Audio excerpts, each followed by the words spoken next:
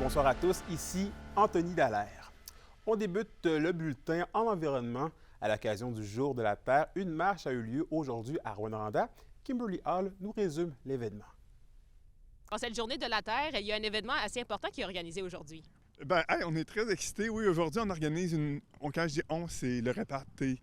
L'Armée verte de l'École d'Iberville, on organise une grande marche pour la Terre qui va partir de vers 11h30, 11h40 de l'École d'Iberville pour venir à la place de la citoyenneté de Rouyn-Noranda. Grosso modo, ce qu'on souhaite, c'est une activité un peu pour sensibiliser les gens, se réveiller un petit peu, puis souhaiter aussi des changements par rapport à la lutte contre les changements climatiques. Parce qu'actuellement, là, on observe des choses qui sont comme pas normales. Tu sais, les gros feux de forêt de l'année passée, il y a des inondations parallèlement à ça. Il y a comme les deux côtés.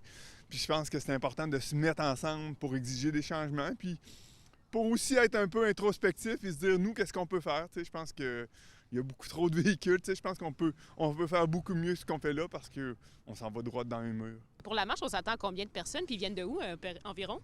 Actuellement, on a environ 300 personnes de confirmées, soit des écoles, soit des CPE. Puis à ça va se rajouter la population qui va vouloir bien venir. Là. Fait que, on espère minimalement 3 personnes, puis on espère beaucoup plus que ça de gens. Là. Ouais, puis est-ce qu'il y a autre chose organisée après la marche? Ici, ça va être une forme de micro ouvert durant la marche. Fait que s'il y a des gens qui veulent prendre la parole, on sait que déjà que Mère au front va venir dire un mot.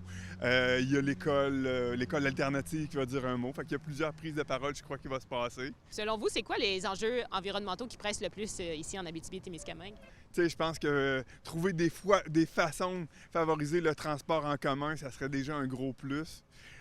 Tous les circuits courts, dans le sens qu'on reste loin de l'Abitibi. Comment encourager plus nos maraîchers pour être plus autosuffisants? Parce qu'à chaque fois qu'on prend une banane qui fait X milliers de kilomètres, c'est quand même un enjeu. Ce qui est dommage avec les changements climatiques, c'est que ça nous touche pas tout égal. C'est rarement les personnes plus fortunées qui sont touchées par les changements climatiques. Fait que ça, c'est quand même un enjeu majeur.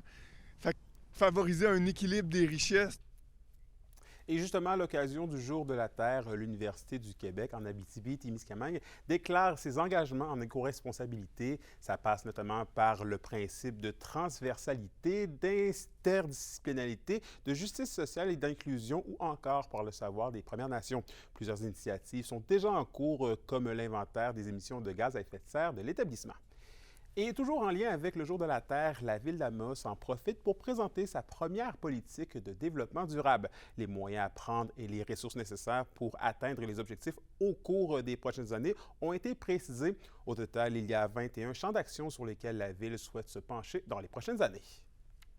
Bien, ça faisait longtemps qu'on parlait de se doter d'une politique de développement durable. On n'en avait pas en environnement. Fait qu'on a décidé de la faire pour chapeauter un peu toutes nos politiques. On veut diminuer notre empreinte au niveau de l'asphaltage. On veut améliorer le verdissement, mais on veut aussi améliorer nos berges. Là, je suis plus du côté écologique, mais en même temps aussi, on veut améliorer le transport en commun. On veut s'assurer qu'il va y avoir plus de transport actif encore.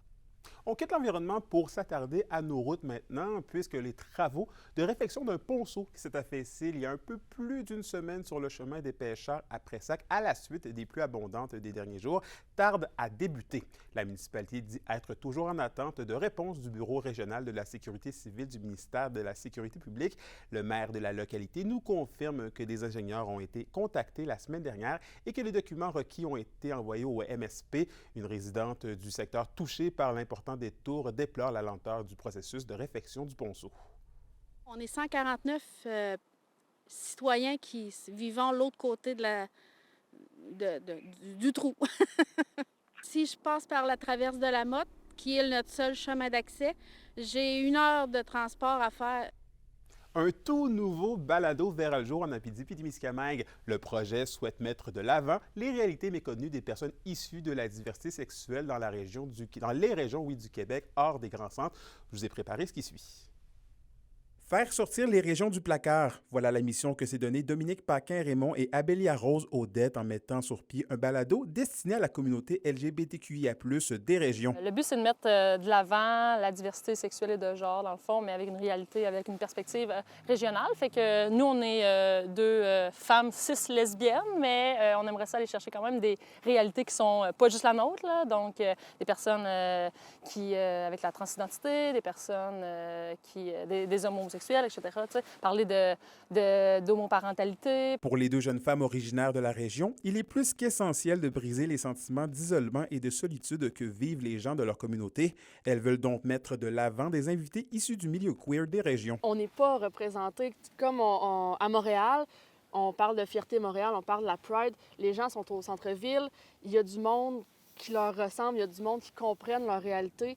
Ici, on n'en a pas. On peut se sentir seul, on peut se sentir moins seul. Ça va être des modèles pour les jeunes, des modèles peut-être pour du monde comme nous qui ont 30 ans, qui ont 40 ans, qui vivent en région depuis des années puis qui n'ont jamais assumé leur identité de genre, leur identité sexuelle, puis qui vont faire « Hey, mais crime, c'est correct en région de le vivre. » Dominique et Abélia Rose se disent agréablement surprises du retour positif vis-à-vis leur projet toujours embryonnaire. Elles affirment déjà avoir été approchées par plusieurs événements et par des personnalités publiques. Ce que ça nous dit, dans le fond, c'est qu'il y avait un besoin puis qu'on répond très humblement à ce besoin-là. On vise pour l'instant à faire une première saison de 8 épisodes tournés en Abitibi-Témiscamingue et aux îles de la Madeleine. Si on voit que l'engouement est encore là à ce moment-là, après la saison 1, bien, pourquoi pas parcourir les autres régions du Québec puis faire une saison 2 avec, je sais pas, la Côte-Nord et le Saguenay-Lac-Saint-Jean. Le Saguenay. Puis, fait que, est-ce qu'on pourrait faire bouger ce podcast-là partout au Québec? Ça serait vraiment cool. Le dévoilement des premiers épisodes devrait se faire en juillet de cette année et ils seront disponibles sur toutes les plateformes de balado-diffusion.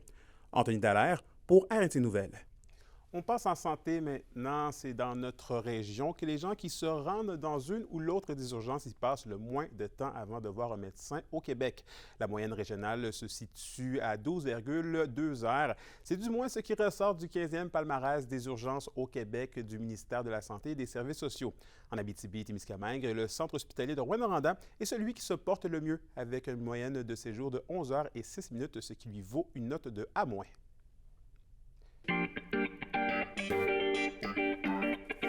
Au culturel, c'est ce soir à 19h que la Bibliothèque de Val-d'Or va présenter le lancement du livre « La dernière sillon la paire » de Geneviève Belland et Henri Jacob, qui est publié aux éditions du Quartz. L'ouvrage propose la perception des auteurs sur la suite du monde tout en faisant un appel à l'indignation et à la mobilisation. L'entièreté des revenus liés aux ventes du livre va être remise à l'Action boréale et à Mères au front de Val-d'Or.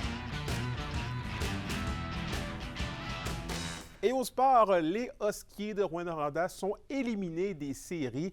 La Meute s'incline devant les Tigres de Victoriaville par la marque de 5-3 vendredi dernier au Colisée des Jardins. Les Tigres gagnent donc la série 4-1, ce qui les mène en demi-finale pour affronter les Voltigeurs de Drummondville. Et toujours au sport, les conquérants de la Sarre sont les champions de la Coupe Chevrolet 2024 dans le M18 2A. Ils ont gagné contre l'Express Rive-Sud de justesse par la marque de 3-2. Le premier but a été marqué en première période par Anthony Saint-Amand. Les 2 derniers buts ont été inscrits en deuxième période par Zachary Provencher et Ludovic Roy pour atteindre la victoire. Et à la météo de l'Abitibi-Témiscamingue pour ce soir, c'est quelques nuages pour tous les secteurs avec des minimums oscillant entre plus 5 et 6. Pour demain, c'est toujours des nuages avec un maximum de 9 pour l'Abitibi et de 7 pour le Témiscamingue. Et en aperçu pour mercredi, c'est ensoleillé avec un maximum variant entre 1 et 2 degrés Celsius. Et voilà, c'était vos informations régionales. Merci encore une fois d'avoir été des nôtres ce soir. Nous, on se dit à demain pour la suite des choses. Je vous souhaite de passer une agréable soirée.